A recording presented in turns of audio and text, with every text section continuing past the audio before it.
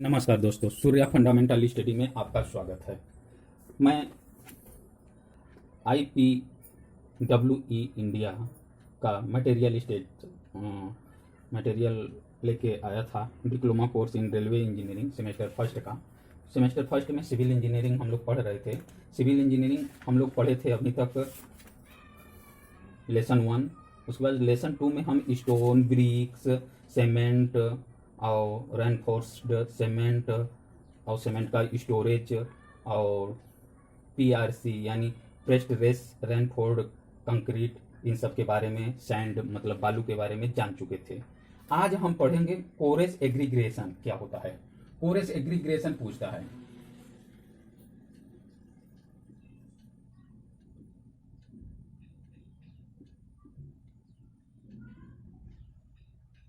कोरेस एग्रीग्रेशन।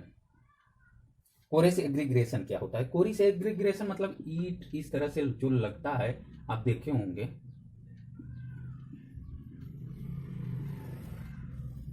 या फिर खुरदरापन जो बनता है, आप लोग जानते होंगे। तो इसमें यहाँ पे देखिए, ये जो गैप होता है ना, ये यहाँ पे आपका, जिसे हम लोग कहते हैं मसाला दिया जाता है। मसाला दे के ईंट लगता है ना, तो ये कितना होता है? कहीं कहीं ये 20 mm होता है, कहीं कहीं ये 40 mm, मैक्सिमम 40 mm आप लोग इसको मतलब कर सकते हैं। और एवरेज में या मिनिमम 20 mm होता है ये मोटाई, ये खुरदुरापन जो होता है, तो इसी को कोरेस कहते हैं, कोरेस एग्रीग्रेशन कहते हैं। इसको पूछता है इसके बारे में, इसलिए मुझे बताना जरूरी हुआ। जब बिल्डिंग का निर्माण होता है, भवन निर्माण होता है, तो इस तरह से ईंट जोड़े जाते हैं और यहाँ बीच में मसाला जो दिया जाता है, कोरेस एग्रीग्रेशन, यही 20 to 40 mm तक होता है। कितना? 20 mm से 40 mm तक होता है। तो इसको जानना जरूरी था, कोरेस एग्रीग्रेशन। ये आपके कॉम्पिटिटिव एग्जाम में भी पूछ सकता है, इसलिए यहाँ हम बताना उचित समझे हैं। फिर फाउंडेशन ऑफ स्ट्रक्चर, कोई भी बिल्डिंग बनती है तो उसके फाउंडेशन के बारे में चर्चा करना था। Foundation is that part of a structure which transmits the load from the structure to the soil below. मिट्टी के नीचे जो बिल्डिंग बनेगी उसका जो दबाव होगा वो कैसा होगा, उसी को फाउंडेशन कहते हैं। उसी के स्ट्रक्चर के बारे में पढ़ेंगे। It's provide a level base for the super structure, जो सुपर स्ट्रक्चर प्रोवाइड करता है, सुपर स्ट्रक्चर बेस। उसके बाद foundation included the portion of the structure below the ground level, including the arrangement of concrete block. Concrete block में जैसे आपका क्या हुआ, पाइल्स हुआ, उसके बाद क्या हुआ,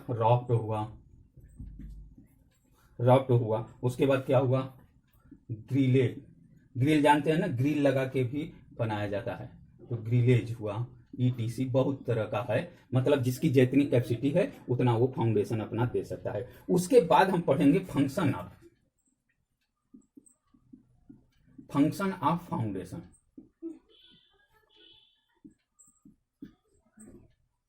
फंक्शन ऑफ फाउंडेशन, फाउंडेशन के क्या कार्य हैं, ये मतलब नींव जो होती है, नींव के कार्य,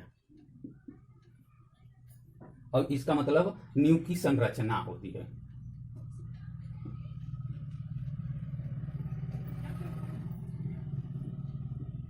नींव की संरचना, तो नींव की संरचना, जैसी नींव की संरचना होगी उतना मजबूत बिल्डिंग बनाया जा सकता है। कम नींव की संरचना होगी तो मतलब 1-2 मंजिला बनाया जा सकता है। अगर 10 मंजिला बिल्डिंग बन रही है तो उसकी संरचना मतलब नींव की संरचना क्या होगी, मजबूत ठोस होगी। आप लोग समझ सकते हैं।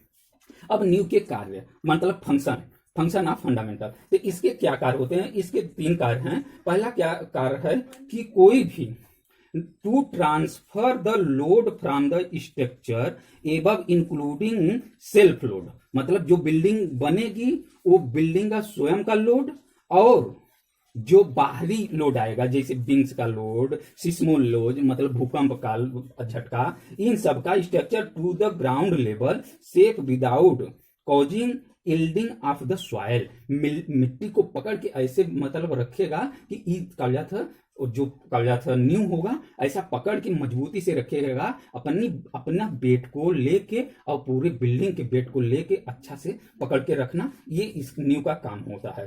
To provide a level surface of rising superstructure above, उसके ऊपर जो बिल्डिंग पकड़ के नींव पूरे जमीन को अच्छा से पकड़ के रखेगा तो उसके ऊपर एक अच्छा से मंजिला बिल्डिंग बनाया जा सकता है। और ये to disturb load soil below evenly to prevent unequal settlement, मतलब थोड़ा मोड़ा झटका आना, अनइक्वल सेटलमेंट मतलब किसी का धक्का कोई मार देना, उसको भी सह लेना। इस तरह से 3 का यह इसके फंक्शन है।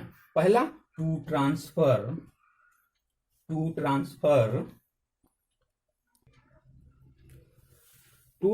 The load from the structure above the including the safe load of the structure to ground below safely without yielding of the soil. इसको आप लोग समझ गए हैं। इसके बाद दूसरा है इसका to provide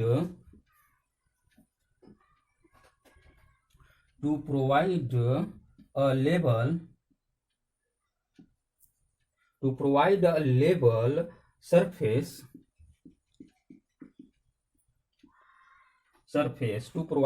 level surface for rising superstructure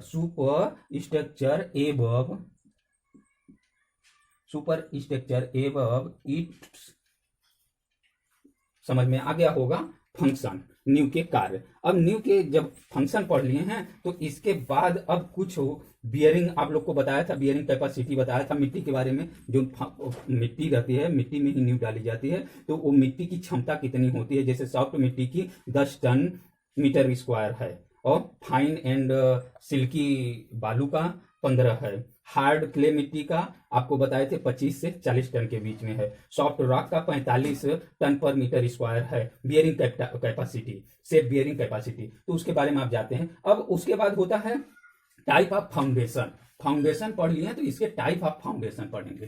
कितने प्रकार के फाउंडेशन के टाइप होते हैं, टाइप ऑफ फाउंडेशन। तो कुल 4 प्रकार के फाउंडेशन होते हैं।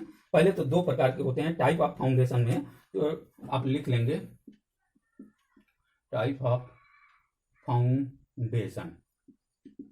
टाइप ऑफ फाउंडेशन बहुत इंपॉर्टेंट है, पूछता है। तो 2 टाइप का होता है। कैसा होता है? एक सेलो टाइप का होता है, और दूसरा होता है सेलो टाइप का फाउंडेशन, और दूसरा जो होता है आपका deep foundation.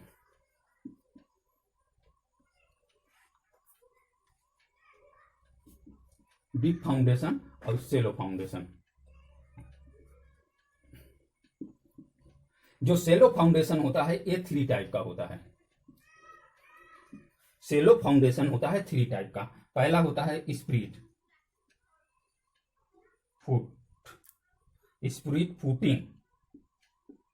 Spirit footing foundation होता है, और दूसरा होता है ग्रिल, आप जानते हैं ग्रिलेज फाउंडेशन। तीसरा जो है आपको ग्रिलेज राफ्ट फाउंडेशन।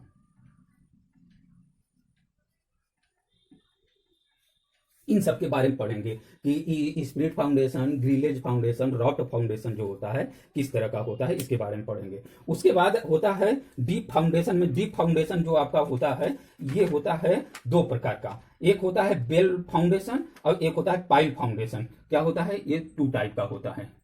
कौन कौन सा? पाइल फाउंडेशन, पाइल फाउंडेशन होता है, और एक होता है इसका बेल, कुआं जैसा bell foundation.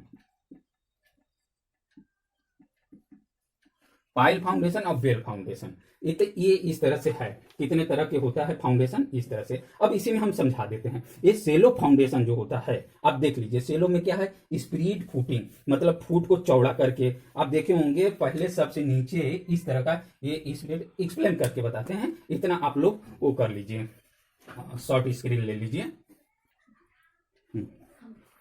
Spirit footing foundation के बारे में मैं बता रहा था। ये फाउंडेशन जो होता है सबसे पहले कंक्रीट से नीचे इस तरह से बना देते हैं स्लेब, बड़ा सा स्लेब, फिर छोटा स्लेब इस तरह से, फिर ऐसे बना देते हैं, फिर इसके ऊपर हम इस तरह से पिलर खड़ा करते हैं, जो पिलर बनाते हैं इस तरह से कई टाइप के पिलर बनते हैं,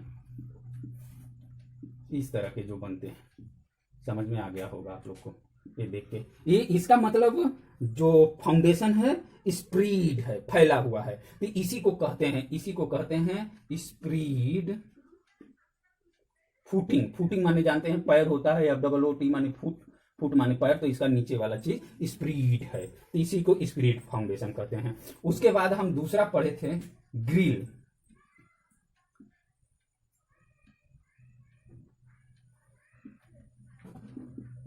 ग्रिलेज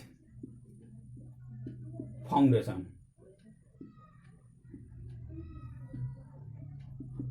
ग्रिलेज फाउंडेशन मतलब ग्रिल है, ग्रिल से ऐसे ऐसे ऐसे ऐसे ऐसे ऐसे ऐसे एक जाला बना देते हैं। ग्रिल मतलब क्या होता है, जाली होता है, जंगला जिसे कहते हैं। ग्रिल मतलब आप जानते हैं जंगला।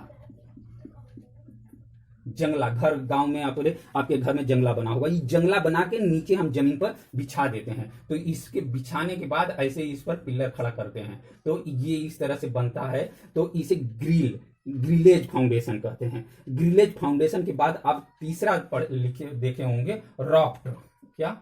रॉफ्ट फाउंडेशन।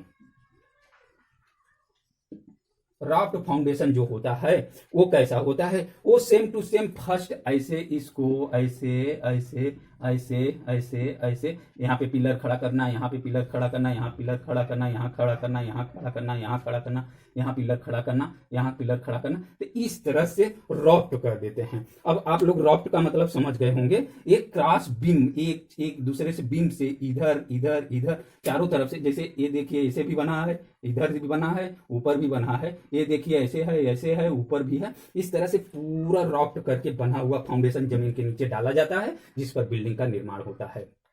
तो ये रहा जो ये सेलो फाउंडेशन रहा, ये सेलो फाउंडेशन रहा। अब उसके बाद डीप फाउंडेशन, जहां पे नदी उदी हो, बहुत मतलब पानी का बहाव हो, बहुत सकरा हो, मिट्टी न हो, केवल पहाड़ ही हो, और वो भी कहा जाता है ऐसी मिट्टी जो कट के बहने वाली हो, तो वहां पे डीप फाउंडेशन किया जाता है। क्या किया जाता है? डीप फाउंडेशन की संरचना की जाती है। डीप फाउंडेशन 2 टाइप का होता है, आप जानते हैं। एक पाइल होता है जिसको मतलब मिट्टी खोद खोद के निकालते जाते हैं, और उसमें बहुत पतला सुरंग जैसा मतलब पाइल फाउंडेशन डाल दिया जाता है। उसके साथ साथ वो बेल फाउंडेशन होता है, जो बड़े बड़े नदियों में ब्रिज बनते हैं तो उसका बनता है। तो हम चलिए कल डीप फाउंडेशन के बारे में पढ़ते हैं।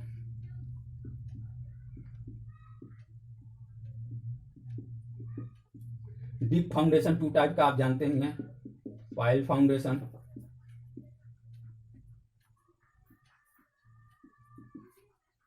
और दूसरा होता है वेल फाउंडेशन।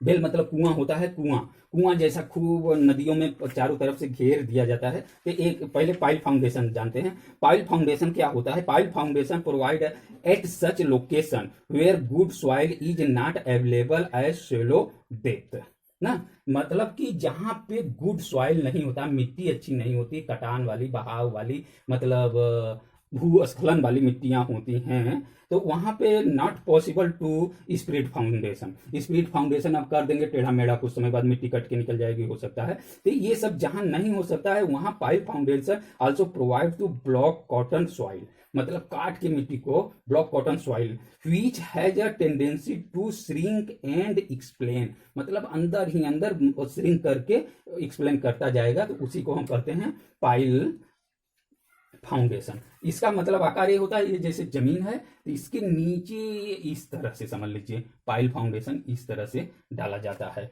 ये कहा जाता है पाइल फाउंडेशन। ये मतलब स्लेब है, एक जमीन के अंदर ये स्लेब है, ये कंक्रीट का, रैनफोर्ड कंक्रीट का बना के इस तरह से इसको अंदर जमीन के डाल दिया जाता है, ये पाइल फाउंडेशन हो जाता है। और बेल फाउंडेशन जो होता है, बेल फाउंडेशन आप कुआं, जैसे ये वाटर लेवल है, वाटर लेवल से लगभग 50 से 60 मीटर, कितना 50 से 60 मीटर नीचे तक ये जाएगा। 50 से 60 मीटर तक नीचे, मतलब ये बेल फाउंडेशन का जो निर्माण होता है, ये ऊपर का लेवल हुआ, ये वाटर लेवल हुआ, तो वाटर लेवल से लगभग 50 से 60 फीट नीचे तक, 50 से 60 मीटर नीचे तक, सॉरी फीट नहीं, इतना मीटर नीचे तक। और यहाँ पे गोल गुंबदाकार गोल गुंबद या डी के आकार इधर, डी के आकार का इधर, या फिर ये पूरा गोलाकार पूरा ऐसे राउंड में ऐसे जमीन के अंदर डाला जाएगा। नीचे यहाँ पे एक बहुत बड़ा मतलब क्वेश्चन बनेगा। क्या बनेगा? ये बहुत बड़ा आपका क्वेश्चन, मतलब एक गोला, बहुत बड़ा गोला बनेगा और ये 50 से 60 फीट नीचे रहेगा। इतना बड़ा ये जो क्वेश्चन बनेगा, तो ये पानी का जैसे वाटर ले बहाव इस तरह से रहेगा, तो इस पर असर नहीं डाल पाएगा, इस पर प्रेशर नहीं पड़ पाएगा। इस तरह से ये ऐसे ऐसे बन के तब जाके ऊपर बनता है। ये पूरा का 1/3 ही नीचे रहता है, वाटर लेवल से 1/3 नीचे रहता है। उसके बाद 1/3 के बाद इधर ऊपर ये रहता है, ऊपर ये रहता है, तब यहाँ रेल लाइन या ब्रिज ऐसे ऐसे रहता है। इतना ऊपर इस तरह से ये निर्माण होता है बेल फाउंडेशन का। उसके बाद आप अब इतना पढ़ चुके हैं, अब हम पढ़ेंगे लोड के बारे में। लोड अब पढ़ेंगे हम लोड के बारे में। लोड डीप लोड होता है, लिव लोड होता है, वाइंड, ये विंड नहीं, वाइंड लोड। वाइंड माने हवा, हवा का लोड। कहीं कहीं साइक्लोन वोक्लोन जैसे गोल गोल हवा तूफान आता है तो उसका भी लोड होता है। और ये सिस्मिक लोड, सिस्मिक मतलब भूकंप वाला load. Thermal load, thermal load माने टेम्परेचर से रिलेटेड लोड। हाइड्रोलिक लोड मतलब जल से, पानी के बहाव वहाव से संबंधित लोड होता है। तो ये डीप लोड जो होता है, सॉरी डेड, डेड लोड मतलब जो फाउंडेशन बन के तैयार होता है, स्ट्रक्चर जो बन के तैयार होता है, वो अपने दीवार वाल के छोड़ देने के बाद जो अपना वेट होता है स्लैब पर, उसी को डेड लोड कहते हैं। स्ट्रक्चर बिल भी मतलब ये इनका जो डेड लोड होता है ऊपर की तरफ टॉप पे सबसे कम होता है, और बॉटम पर मतलब नीचे की तरफ, जैसे पिलर होता है इस तरह से, पिलर है ना, तो नीचे की तरफ, पिलर के नीचे की तरफ जो होता है ये डेड लोड ज्यादा होता है और यहाँ पे कम होता है। ये डेड लोड का वो है। ये सब अपना ये जो बना हुआ पिलर है इस तरह से, ये पिलर के ऊपर डिपेंड करता है। समझ में आ गया होगा। और उसके बाद लिव लोड होता है, लाइव लोड। लाइव लोड इसे कहते हैं। लाइव लोड जो है, ये जो लोड होता है, लोड अपना लोड और प्रेजेंट टाइम पे, प्रेजेंट टाइम पे इस पर इस तरह से बेयरिंग फिट होके ऐसे ऐसे ब्रिज बने रहते हैं। तो प्रेजेंट टाइम में ये सब वेट मिला के, ये सब वेट मिला के लाइव लोड कहा जाता है। ये लाइव लोड कहा जाएगा, सब वेट को मिला के लाइव लोड। उसके बाद होता है वाइंड लोड। वाइंड लोड का मतलब इस पर हवा का भाव। अब इस पे इस तरह से आप देखेंगे तो ब्रिज पर इस तरह से ब्रिज बना आपको मिलेगा। तो ये सब पे हवा का हॉरिजॉन्टली, वर्टिकली तो कोई प्रेशर नहीं आएगा, हॉरिजॉन्टली इस पर जो हवा जैसे इधर से या इधर से या उधर से हवा का जो प्रभाव पड़ता है उसी को वाइंड लोड कहते हैं। तो इस पर प्रभाव पड़ेगा, ये जुड़ा हुआ है इस पर, तो इस पर भी प्रभाव पड़ेगा, तो इसके फाउंडेशन पे भी प्रभाव पड़े, इसलिए इसके लिए हम लोग वाइंड लोड का भी इसके स्ट्रक्चर को, इसको कंस्ट्रक्शन पर, इसके बनावट पर प्रभाव न पड़े वाइंड लोड का, उसके लिए भी ऐसा इसका निर्माण किया जाता है। सिस्मिक लोड, सिस्मिक लोड मतलब भूकंप का लोड। भूकंप का भी लोड इसके बनावट पर, इसके फाउंडेशन पर, ऐसे नीचे ये रहता है ना बहुत नीचे तक, और यहाँ पे एक बहुत बड़ा गेदा जैसा रहेगा, बहुत बड़ा बॉल जैसा अंदर नीचे रहता है, तो सिस्मिक प्रभाव भी ना पड़े तो उसे कहते हैं सिस्मिक लोड। उसके बाद थर्मल लोड। थर्मल लोड का मतलब कभी गर्मी हुआ तो गर्मी में इसका पपड़ी न छोड़ने लगे या फटने न लगे, और ठंडी में सिकुड़ जाए, फट जाए, इन सबको देखते हुए इसका निर्माण ऐसा करना है कि थर्मल इफेक्ट भी इस पर कोई प्रभाव न डाल सके। उसके बाद हाइड्रोलिक फोर्स यानी हाइड्रोलिक लोड। नदी का ऐसे पानी का बहाव होता है, बाढ़ के समय में पानी का बहाव यहां तक पहुंच सकता है, तो इस पर पानी का जो प्रेशर पड़ेगा, हाइड्रोलिक फोर्स, उसका असर इस पर न पड़ सके, इसकी जमीन को, इसके फाउंडेशन को न हिला सके, इसलिए उसे हम हाइड्रोलिक लोड कहते हैं। अब ये विंड्स लोड अक्सर करके तटीय क्षेत्रों में आता है, आप जानते हैं। हाँ, सिस्मिक लोड जो है भूकंप क्षेत्रीय जो एरिया होता है वहां, तो जहां पे फाउंडेशन क्ले का हमने पहले ही देखा था कि कोई भी मिट्टी का बियरिंग क्षमता देखते हैं और वो मिट्टी किस एरिया का है, वहां सब कुछ ये सब देख के हम लोग इसका मतलब कंस्ट्रक्शन का निर्माण करते हैं। अब इतना होने के बाद, हाइड्रोलिक फोर्स पढ़ने के बाद, अब स्ट्रेस पढ़ेंगे। अब स्ट्रेस, स्ट्रेस प्रतिबल। स्ट्रेस क्या होता है इसको पहले जान लीजिए। मतलब नाम से ही स्ट्रेस, स्ट्रेस माने प्रतिबल, प्रतिबल माने किसी मतलब बात का आदमी के ऊपर जब प्रभाव हो जाता है तो एक्स्ट्रा बल लग जाता है, जैसे उनका दिमाग पर असर आ जाता है तो वो स्ट्रेस में आ जाता है। सेम टू सेम इसी तरह मतलब कोई भी निर्माण होता है, चाहे वो ब्रिज हो चाहे मकान हो, तो उसमें भी स्ट्रेस आने की प्रतिबल आता है। जैसे एक होता है डायरेक्ट स्ट्रेस, डायरेक्ट स्ट्रेस मतलब प्रत्यक्ष सीधा सीधा मतलब प्रतिबल मतलब उस पर दबाव लगे, तो उसे टेंसिल स्ट्रेस कहते हैं और कंप्रेसिव स्ट्रेस कहते हैं। टेंसिल मतलब कि जैसे ये आपका रॉड है, मान लीजिए इस तरह से, या कुछ भवन या मंदिर या निर्माण है, कुछ हुआ है, तो इसमें आप देखेंगे इसका इधर तनाव होना इधर तनाव होना स्वाभाविक है। तो ये जो बाहर की तरफ होता है तो इसे कहते हैं टेंसिल। ये फोर्स जो है टेंसिल ना, टेंसिल फोर्स लग रहा है। अगर इसी को ऐसे है, इसका फोर्स इधर लग रहा है, इसका इधर कंप्रेसिव फोर्स लग रहा है, तो इसे कंप्रेसिव फोर्स मतलब ये इस तरह से फोर्स जो लगेगा एक दूसरे के, तो ये कंप्रेसिव फोर्स कहलाएगा। और ये बाहर की तरफ ये टेंसिल फोर्स होता है। अब बेंडिंग फोर्स, बेंडिंग फोर्स, अब जैसे हम ये यहां से यहां तक इसे बेंड ऐसे हो जाए, तो ये गाड़ी मोटर ब्रिज पर जाना आना करेगा, यहाँ प्रेशर पड़ते पड़ते पड़ते पड़ते ये मिडिल में ऐसे बेंड हो जाएगा, यहाँ पे जैसे ऐसे रहेगा ऐसे हो जाएगा, तो ये पोर्शन थोड़ा बढ़ जाएगा, तो इसी को क्या कहते हैं बेंडिंग स्ट्रेस हो गया, कि नीचे की तरफ बेंडिंग स्ट्रेस हो गया। ये ऊपर की तरफ ये जैसे ये कंप्रेसिव हो जाए, सिकुड़ जाए, और नीचे वाला टेंशन मतलब बढ़ जाए तो नीचे लटकना स्वाभाविक है, तो इसी को हम कहते हैं बेंडिंग स्ट्रेस हो गया। उसके बाद शेयरिंग स्ट्रेस, शेयरिंग स्ट्रेस किसे कहते हैं इसे भी देख लीजिए। शेयरिंग स्ट्रेस, शेयरिंग स्ट्रेस जैसे ये है, ये इधर की तरह स्ट्रेस कर रहा है, ये इधर की तरह स्ट्रेस कर रहा है, तो ये पूरा ऐसे है, ये स्ट्रेस इधर कर रहा है, ये स्ट्रेस इधर, तो ये थोड़ा ऐसे तन जाएगा ऐसे तन जाएगा, शेयर मतलब एक दूसरे की तरफ बराबर शेयर बना रहेगा, तो शेयरिंग स्ट्रेस हो गया। उसके बाद टोर्निल, ये टोर्सिनल, टोर्सिनल मतलब मरोड़ना, ऐठना, इसका मतलब होता है मरोड़, तो ये मरोड़ जैसा, जैसे आप ये ऐसे हुआ, इसमें एक रस्सी बांध के ऐसे ऐसे घुमाएं तो ये पूरा टोर्सिल हो जाए, तो मरोड़ वाला, तो ये भी एक स्ट्रेस पैदा करता है, तो ये टोर्सिनल स्ट्रेस करते हैं, मरोड़ वाला स्ट्रेस। अब इतना आपको समझ में आ गया होगा। फिर आगे इलास्टिसिटी एंड यंग मॉडुलस पढ़ते हैं। Elasticity and young modulus, elasticity मतलब प्रत्यास्था होता है, और यंग मॉडुलस उसका मतलब एक साइंटिस्ट थे, यंग नाम था उनका, उनके आधार पर यंग मॉडुलस इसको बनाया गया, यंग मॉडुलस। इलास्टिसिटी, इलास्टिसिटी मतलब प्रत्यास्था होता है, जैसे रबड़ को तानिए तो छोड़ दीजिए अपनी जगह पे आ जाता है ना, इस तरह से मिट्टी है, जैसे गीली मिट्टी है जमीन पर, या इस पर ठोक दीजिए ऐसे चपक जाएगा, गोबर है ऐसे चपक जाएगा, उसमें कोई मतलब जैसे है वैसे हो गया ना, तो उसी को क्या कहते हैं इलास्टिसिटी। इलास्टिसिटी मतलब किसमें है किसमें नहीं है, और उसको यंग ने एक मॉडल दिया था, उनके अनुसार यंग मॉडुलस ई स्टील के लिए elasticity E equal to 2.15 into 10⁶ kilogram प्रति सेंटीमीटर स्क्वायर है। इससे टन में निकाला है तो ई बराबर 1 मतलब 2150 टन पर सेंटीमीटर स्क्वायर होता है इलास्टिसिटी। इलास्टिसिटी और यंग मॉडुलस के बारे में इतना ही जानना जरूरी है आपको, और थोड़ा बहुत इसका एक्सप्लेन किया है बुक में देख लीजिएगा। उसके बाद हम पढ़ते हैं स्टेयर। स्टेयर माने होता है सीढ़ी। सीढ़ी आप लोग जानते होंगे, सीढ़ी का मतलब कोई भी बिल्डिंग, मतलब बिल्डिंग के निर्माण कार्य और पूरी बिल्डिंग बन जाने के बाद सीढ़ी एक महत्वपूर्ण चीज है, इसको इंग्लिश में कहते हैं स्टेयर, सीढ़ी, सीढ़ी।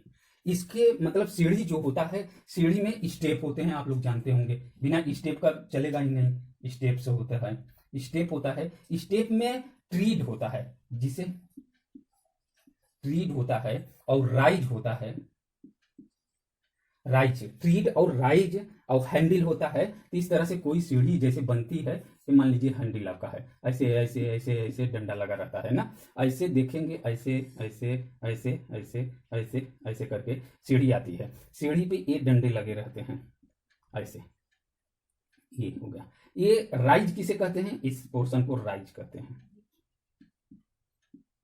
और इसको कहते हैं ट्रीड, इस पोर्शन को ट्रीड कहते हैं। इसको जो ये हैंडल है इसको हैंड रेल कहते हैं, हैंड रेल कहते हैं।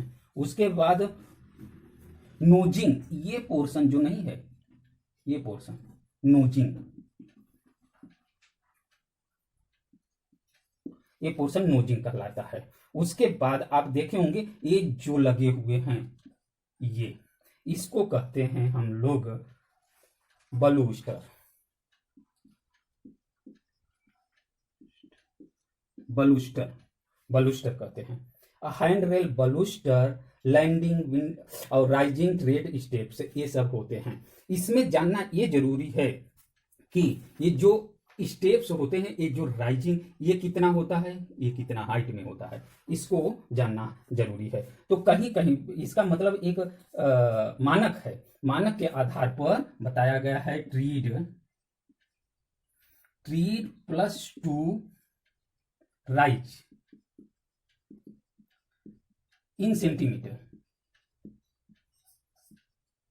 सेंटीमीटर इक्वल टू 60 होना चाहिए। दूसरा है rise cross tread in centimetre 400 to 410 होना चाहिए, ये होता है। उसके बाद ट्रीड की साइज, ट्रीड ये है, इसकी साइज कितना होना चाहिए, 30 सेंटीमीटर। कितना होना चाहिए, 30 सेंटीमीटर होना चाहिए, ये ट्रीड की साइज, समझ में। और ये राइज की साइज, ये जो है ये आपका होना चाहिए 14 सेंटीमीटर। कितना होना चाहिए, 14 सेंटीमीटर। फॉर ईच मतलब 25 mm ट्रीड में नोजल थोड़ा सा बाहर निकल रहता है, कहीं कहीं ये वाला 12 से 13 mm बाहर निकला रहता है, ये 12 से 13 mm कहीं कहीं बाहर निकला रहता है। इस तरह से स्टैंडर्ड साइज देखा जाए, स्टेप में भी adopt 25 centimetre, standard size 25 centimetre cross 16 centimetre, मतलब कि ये राइजिंग 16 सेंटीमीटर होना चाहिए और ये 25 सेंटीमीटर होना चाहिए। लेकिन फॉर पब्लिक बिल्डिंग के लिए स्टेप में भी ये 27 सेंटीमीटर कहीं कहीं हो जाता है और 27 क्रॉस 15 सेंटीमीटर का हो जाता है। 27 क्रॉस 15 क्रॉस मतलब कि एक के बाद एक, एक के बाद एक, ये 13 सेंटीमीटर इस तरह से दे दिया जाता है। तो ये रहा स्टेप सीढ़ी के बारे में इतना जानकारी रहा। अब उसके बाद आप स्केलेटर आप लोग देखे होंगे, बड़े बड़े बिल्डिंगों में चढ़ने के लिए सीलो से ऐसे सीढ़ी जैसा चढ़ता अपने आप चला जाता है, उसे स्केलेटर कहते हैं। और स्केलेटर के बारे में आप लोग केवल नाम से ही वाकिफ हो जाइए, स्केलेटर, और इसके बारे में कुछ नहीं पढ़ना है। स्केलेटर का नाम जान लीजिए, स्केलेटर क्या होता है, ये मोटर से चलने वाला, बिजली से चलने वाली सीढ़ी है। ये कि आप खड़े हो जाएंगे, मोटर से चलेगी सीढ़ी, अपन चढ़ के चले जाएंगे, उतर आएंगे, जिससे मतलब बड़े बड़े बिल्डिंगों में आप लिफ्ट कहते हैं, तो लिफ्ट न होके ये सीढ़ी नुमा खुला जाएगा, खुला में आएंगे। लिफ्ट जो है बंद होके जाता आता है, वो दूसरा होता है, स्केलेटर होता है ये। उसके बाद बिल्डिंग के हमने कैसे बनेगा, किसकी सहायता से बनेगा, बिल्डिंग, भवन निर्माण, ये सब हम लोग पढ़ लिए। उसके बाद आता है इसका फ्लोर पढ़ना। फ्लोर माने फर्श होता है, फ्लोर माने फर्श आप जानते हैं। अब फर्श मतलब आपका जिस मकान में रह रहे हैं उसका नीचे वाला फर्श किस तरह का है, और उसको फर्श आप टाइल्स लगवा सकते हैं, रबड़ से कवरिंग करा सकते हैं, ग्लास से कवरिंग करा सकते हैं, कंक्रीट से अच्छा से बना सकते हैं चमकता हुआ, स्टोन से अच्छा स्टोन उसमें लगवा सकते हैं। जो गरीब आदमी है तो वो तो केवल ईंट ही बिछवा देता है, ब्रिक कर देता है, नहीं तो उसका फर्श अपना लीप लाप के अच्छा से सुदृढ़ बना के रखता है, सुंदर लगता है। तो भाई फर्श पढ़ेंगे। और फर्श के कवरिंग, फ्लोर के जो होता है, फ्लोर हुआ, फ्लोर का कवरिंग के बारे में आप लोग बुक से पढ़ लेंगे। कवरिंग का मतलब उसमें हम स्टोन लगवाएं कि ईटा बिछवाएं कि कंक्रीट स्लैब बनवाएं कि टाइल्स बिछवाएं कि अल्फाट फ्लोर बनवाएं कि रबड़ बनाएं कि लाइम स्टोन की ग्लास, इस तरह से बहुत सारा है, कुल 14-15 किताब में दिया गया है। इस तरह से फर्श को हम बना सकते हैं। फर्श के बाद होता है रूफ। क्या होता है, रूफ माने होता है छत, और फिर छत हुआ, रूफ माने छत ऊपर का, तो रूफ और रूफ कवरिंग पढ़ेंगे। रूफ कवरिंग भी इसी तरह होता है। छत को लोग कैसे कवर कराते हैं, रूफ कवरिंग में क्या क्या लगवाते हैं आप लोग जानते हैं। जैसे ऊपर हुआ कोई टी आयरन स्टील स्लैब बनवाता है, कोई स्लैब बनवा के छोड़ देता है, कोई सिंगलिंग करा के, कोई आरआरसी स्लैब बनवा के रेनफोर्स ब्रिक बिछवा देता है। इस तरह से आप बिटुमिनस लिफ्टिंग करा देता है। कोई देखिए पूरा छत बनवाने के बाद उस पे पुराने जमाने के घर जैसे नहीं बने रहते हैं खपड़ाइल के, उस तरह से मॉडल देके बनवा देता है। तो बहुत सारा इसका भी कुल 9-10 रूफ कवरिंग है, उसको आप लोग देख लीजिएगा। अब रूफ कवरिंग के बाद आप लोग घर और जब बन जाता है, इतना सब कुछ बिल्डिंग बन जाती है, भवन निर्माण हो जाता है, या कोई ब्रिज हुआ, कुछ हुआ, सब कुछ अगर बन के रेडी हो जाता है तो उसमें क्या होता है, पेंटिंग होती है। क्या होती है? पेंटिंग होती है। पेंट्स होते हैं। पेंट्स में आप पढ़ लीजिएगा, पेंट्स बहुत टाइप का पेंट है, पेंट लोग कराते हैं। पेंट क्यों कराते हैं, इसका भी कारण होता है। पेंट कराने से मजबूती बनी रहती है बिल्डिंग की, और कोई गार्डर है, गार्डर में पेंट वेंट करा देते हैं तो उसमें जंग उंग नहीं लगता है। तो बहुत टाइप्स, मतलब बहुत टाइप्स के पेंट होते हैं, पेंट लोग कराते हैं। पेंट क्यों कराते हैं, उसका कैरेक्टर क्या है, आप लोग जानते होंगे। उसके बाद बर्निश कराते हैं। बर्निश क्या होता है, इसको भी जान लीजिए।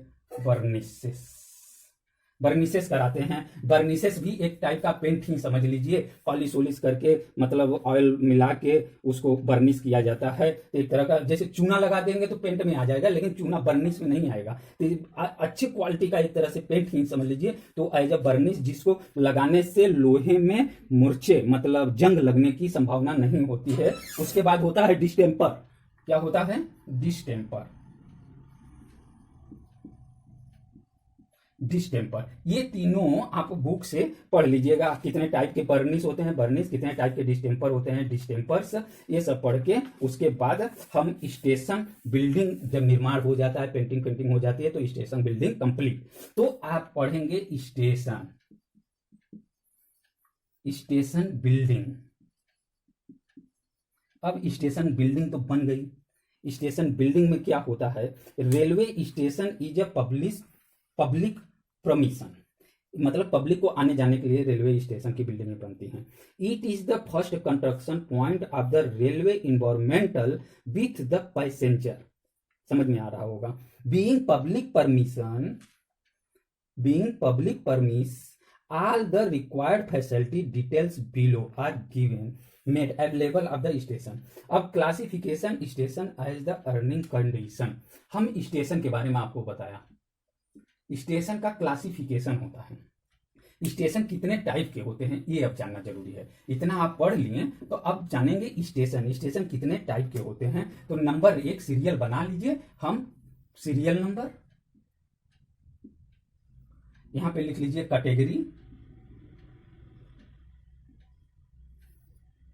कैटेगरी के बाद क्राइटेरिया।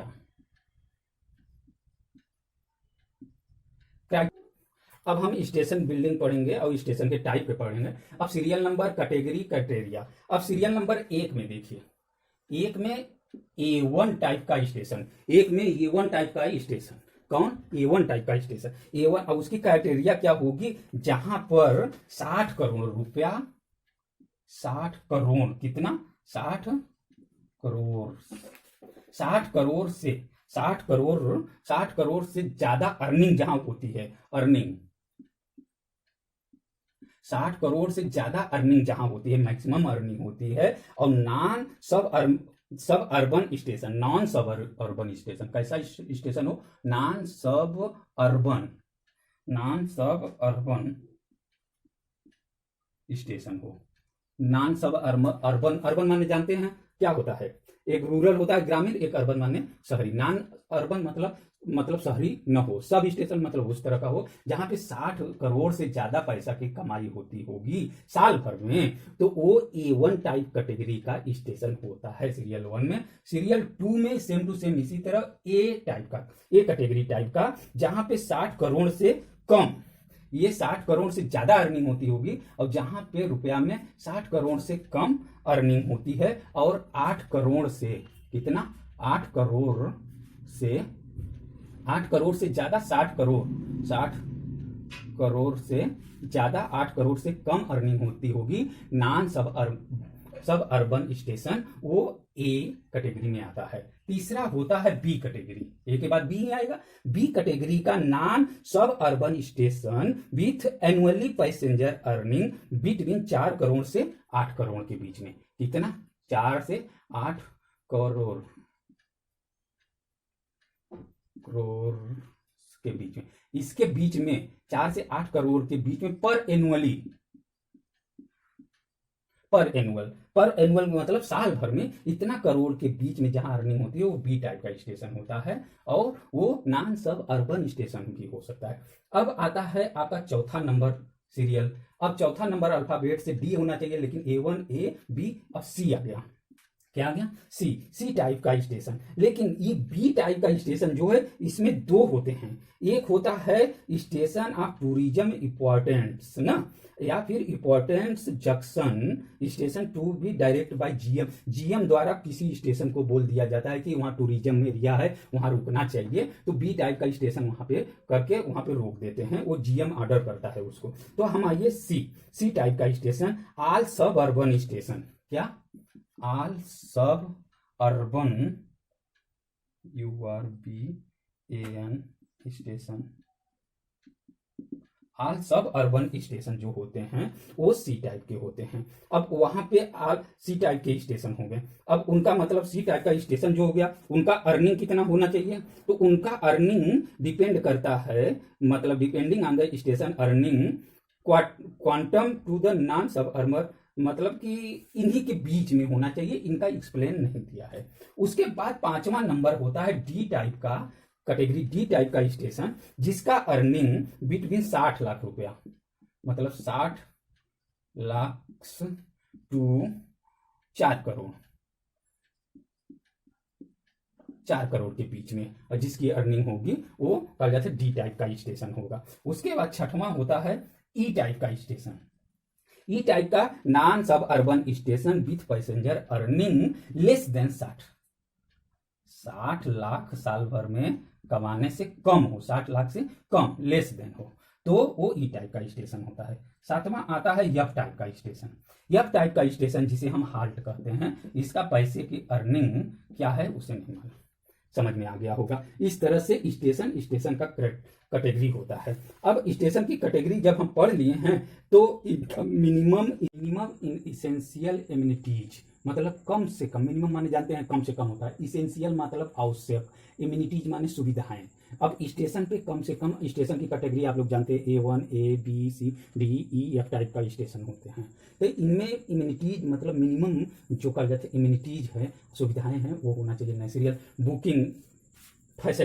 बुकिंग फैसिलिटी सभी जगह होना चाहिए, यहाँ भी होनी चाहिए, यहाँ भी यस, यहाँ भी यस, यहाँ भी यस, यहाँ भी यस, यहाँ भी यस, यहाँ भी यस। यस वाई का मतलब यस हुआ कि वहाँ बुकिंग फैसिलिटी होनी चाहिए। ड्रिंकिंग वाटर यहाँ भी होना चाहिए, यहाँ भी होना चाहिए, यहाँ भी होना चाहिए, यहाँ भी, यहाँ भी, यहाँ भी, यहाँ भी, इस तरह से। अब वेटिंग हॉल A1 में तो होना चाहिए, A में भी होना चाहिए, B में भी होना चाहिए। वेटिंग हॉल सभी जगह होना चाहिए, लेकिन हाल्ट में नहीं होना चाहिए। वेटिंग हॉल हाल्ट में नहीं होना चाहिए, लेकिन वहां भी अब मांग हो गई है, वहां भी होता है। उसके बाद सीटिंग अरेंजमेंट भी सभी जगह होता है, यहाँ भी होता है, यहाँ भी होता है, यहाँ भी होता है, यहाँ भी होता है, यहाँ भी होता है, यहाँ भी होता है। यफ वाले में सीटिंग अरेंज नहीं रहता है, वो रहता है। उसके बाद आता है प्लेटफॉर्म सेल्चर। प्लेटफॉर्म सेल्चर मतलब छाया प्लेटफॉर्म का होना चाहिए, होना चाहिए, होना चाहिए, होना चाहिए सभी जगह, यहाँ पे नहीं होता है। उसके बाद सैडी ट्री यहाँ नहीं होता, यहाँ नहीं होता, यहाँ नहीं होता, यहाँ ट्री पेड़ मतलब प्लेटफॉर्म पर नहीं होना चाहिए। तो हाल्ट पे सैडी ट्री यस होना चाहिए। यूरिन पास करने के लिए सभी जगह सुविधाएं होनी चाहिए, यानी यहाँ भी वाई होना चाहिए, यहाँ भी यस, यहाँ भी यस, यहाँ भी यस, यहाँ भी यस, यहाँ भी यस, यहाँ नहीं होना चाहिए। अब यूरिन के बाद आपका लैट्रिन भी होता है, लैट्रिन का सेम टू सेम इसी तरह लैट्रिन भी यहाँ भी होना चाहिए, यहाँ भी होना चाहिए, यहाँ भी होना चाहिए, यहाँ पे नहीं है। उसके बाद प्लेटफॉर्म आता है, प्लेटफॉर्म का लेवल होता है high level, medium, rail size. तो देखिए प्लेटफॉर्म जो होता है हाई लेवल जो होता है, हाई लेवल प्लेटफॉर्म जो होता है हाई लेवल A1 पर होना चाहिए, A पर होना चाहिए, B पर होना चाहिए, C पर हो या ना हो चलेगा ना। कहीं कहीं E कहा जाता है हाई। मीडियम लेवल यहाँ नहीं होना चाहिए, यहाँ हो जाएगा चलेगा, समझ रहे हैं ना। इधर आगे हो जाएगा चलेगा, इधर हो जाएगा चलेगा, इधर तो होता है। रेल लेवल यहाँ नहीं होता, यहाँ नहीं होता, यहाँ नहीं होता, यहाँ नहीं होता है। हाल्ट पे रेल लेवल का होता है, हाल्ट पे होता है। उसके बाद foot over bridge, lighting, lighting सभी जगह होना चाहिए। फुट ओवर ब्रिज होना चाहिए कि नहीं, टाइम टेबल होना चाहिए कि नहीं, क्लॉक होनी चाहिए कि नहीं, वाटर कूलर होना चाहिए कि नहीं, पार्किंग होनी चाहिए कि नहीं, इस तरह का आप पूरे बुक में देख लेंगे। तो इसलिए मतलब इस तरह का पूरा मिनिमम एसेंशियल एमिनिटीज यानी कम से कम आवश्यक सुविधाएं स्टेशन पर जो होनी चाहिए है कि नहीं है, ये चीज आप देख लेंगे। इसी तरह बुक फैसिलिटी A1 स्टेशन पर, बुक फैसिलिटी A1 स्टेशन पर कितना होना चाहिए, ये 15 कम से कम बुक फैसिलिटी होनी चाहिए। और ए पर 10 होनी चाहिए। बी पर बुक फैसिलिटी कितनी होनी चाहिए, होनी चाहिए तो 6 नंबर होनी चाहिए। और सी पर 4 नंबर होनी चाहिए। और डी पर भी 4 नंबर होनी चाहिए बुक फैसिलिटी। ई स्टेशन पर अगर है तो 4 नंबर होनी चाहिए बुक फैसिलिटी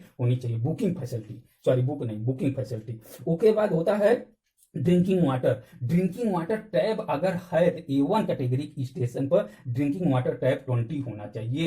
ए पर भी 20 होना चाहिए, ये पूछता है इसलिए मैं बता रहा हूं।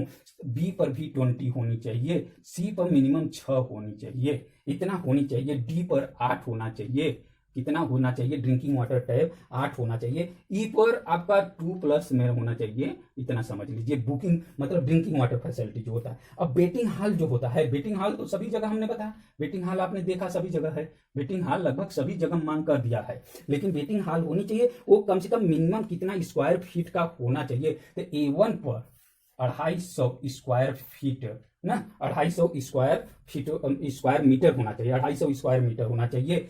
ए पर 225 स्क्वायर मीटर होना चाहिए। बी पर, ये पूछा था पिछली बार, बी पर 75, बी कैटेगरी स्टेशन पर मिनिमम 75 स्क्वायर मीटर का एरिया का वेटिंग हॉल होना चाहिए। सी पर मालूम नहीं तो 0, मालूम नहीं आजकल बन रहा है, सी पर भी बन जाएगा लेकिन उसका नहीं दिया है बुक में, इसलिए 0। डी कैटेगरी का पूछा था, डी कैटेगरी का वेटिंग हॉल जो होता है उसका मिनिमम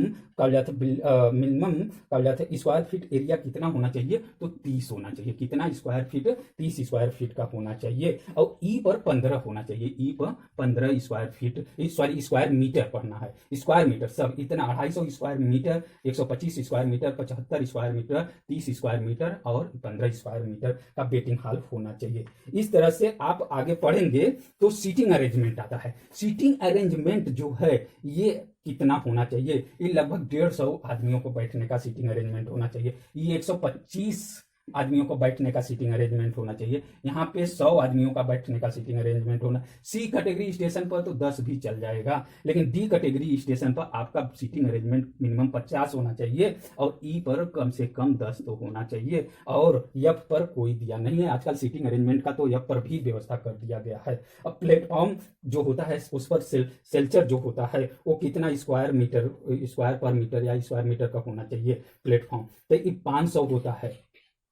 क्या होता है, प्लेटफॉर्म सेल्चर जो होता है ये 500 स्क्वायर मीटर का होता है, 500 स्क्वायर मीटर का होता है। ये यहाँ पे A1 में 400 स्क्वायर मीटर का होता है, इसमें बी में 200 स्क्वायर मीटर का होता है, सी में भी 200 स्क्वायर मीटर का होता है, डी में 50 स्क्वायर मीटर का और ई में 50 मीटर स्क्वायर का होता है।